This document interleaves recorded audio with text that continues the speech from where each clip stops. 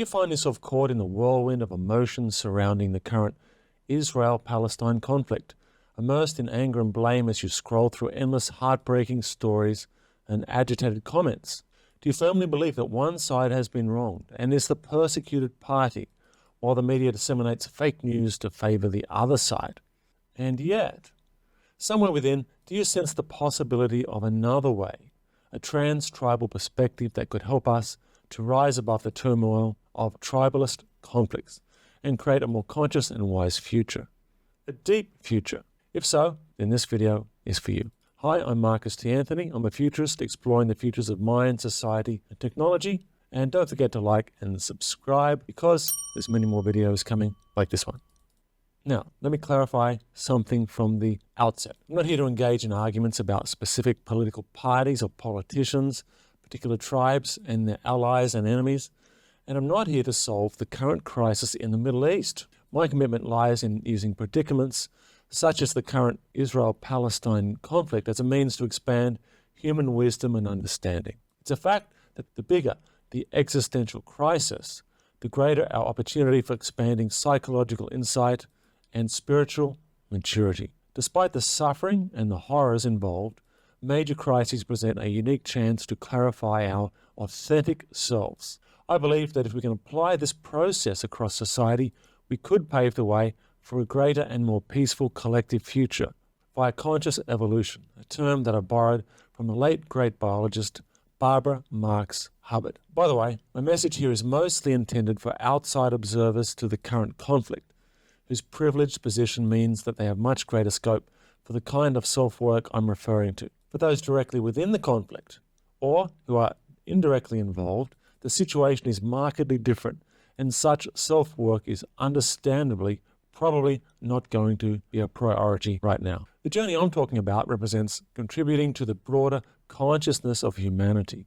Here, cultivating embodied presence, self-awareness, and intentionality becomes paramount, especially given that our society's leaders and big tech overlords are unlikely to guide us in this direction. Now, there was a vital idea taught to me many years ago by my wise spiritual teachers: cognitive responsibility. The ability to develop distance from our thoughts and emotional reactions so that we can observe them and disidentify from them. This concept is even more important in the digital age and the murky mindscapes of meme world. And if you don't know what meme world is, you're standing in it. Engaging in shadow work is an essential step towards self-awareness, stepping back and allowing yourself to see, hear, and feel the subterranean depths of your psyche, to begin to acknowledge that the darkness is us, not just them. A very simple tool I developed for this purpose, and which I outlined in my book, Power and Presence, is noticing the trigger point, being mindful of what induces strong emotional responses in us as we surf or stomp around the net.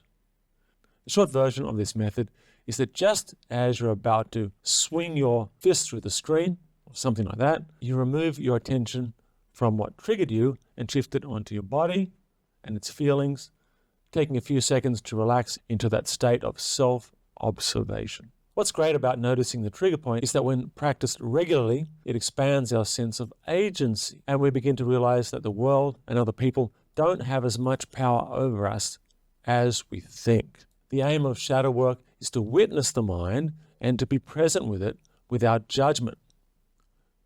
Such as, I notice that I just want to nuke those fucking freaks.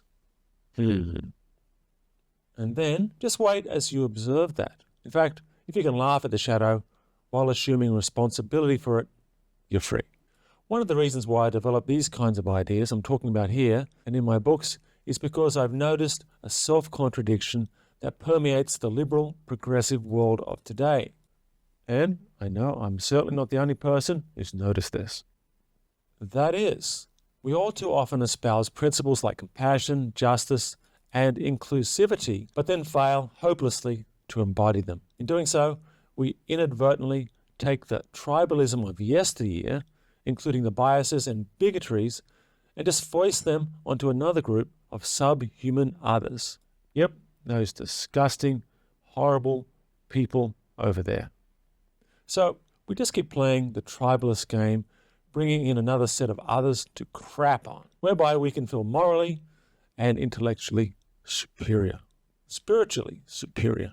It's not that liberal progressive ideas are intrinsically wrong, but that we as individuals and as a collective often fail to live up to them. In essence, we become a bunch of whiny, self-entitled hypocrites, often tacitly or openly advocating violence and injustice, all for a good cause, of course, but not me.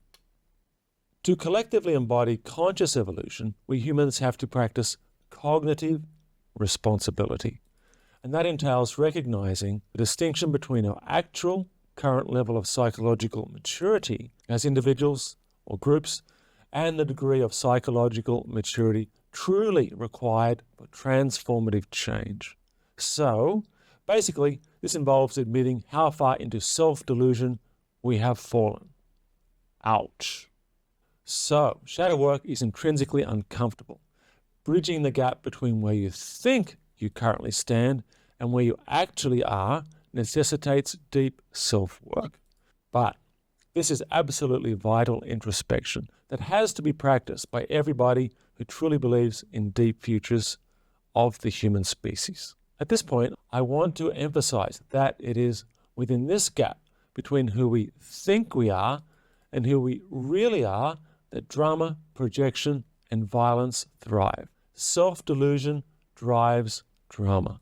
Get a bunch of people like that together, and you've got a tribe, a group with a common enemy, an enemy which has to be eliminated. Again, for the greater good, of course. And remember, possessing an unobserved mind represents either a willing or unconscious surrender of your power to somebody or something else. The trans-tribal perspective that I'm alluding to here transcends the identities of nationalist and political tribes. But even if you commit to disengaging from a tribe, you need to understand that your conditioned tribal trigger points, emotion-laden ideas that unite the tribe, will continue to resurface. Recognizing these trigger points and how they're manipulated to grab your attention is vital. If you want to practice conscious evolution, you must rise above the impulse pulls you into tribal spaces and conflicts.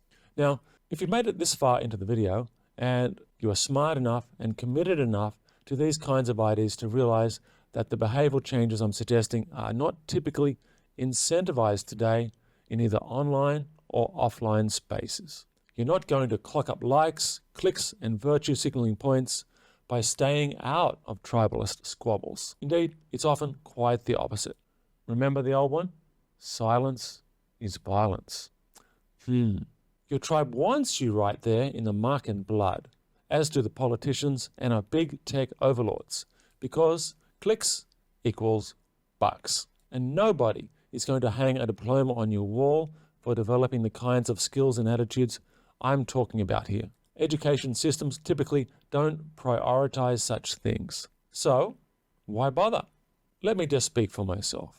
For me, it's about serving a higher purpose, and that attitude has developed from several decades of often excruciating shadow work. What I'm suggesting is that there's a grander purpose to existence that transcends our lives as individuals. It also transcends our peoples, our countries, our civilizations. In fact, I believe that it transcends even our species, our planet, and perhaps even the physical cosmos. Given all this, the incentive to embody cognitive responsibility and to develop our authentic selves and to prioritize conscious evolution must come from a personal journey, one founded upon a deep relationship between you, your psyche, and the universe. And you might prefer to call that a deity or the deity, if you will. This is not necessarily a journey lived via the ideals of any particular religious or philosophical doctrine, but it could be. And yet for me, it's hard to escape the sense that it is a deeply spiritual journey. So my question to you is, what is it that can incentivize you to follow this kind of path, given the fact that it may garner no recognition or approval from the people around you, nor from the society in which you live? That's a question that requires deep self-reflection. I can't answer it for you. In the end, conscious evolution represents the belief that even the darkest of personal and collective moments holds within it the seeds of something transcendent. Conscious evolution requires a journey that we must personally incentivize, developing an intentionality that transcends the desire for personal recognition.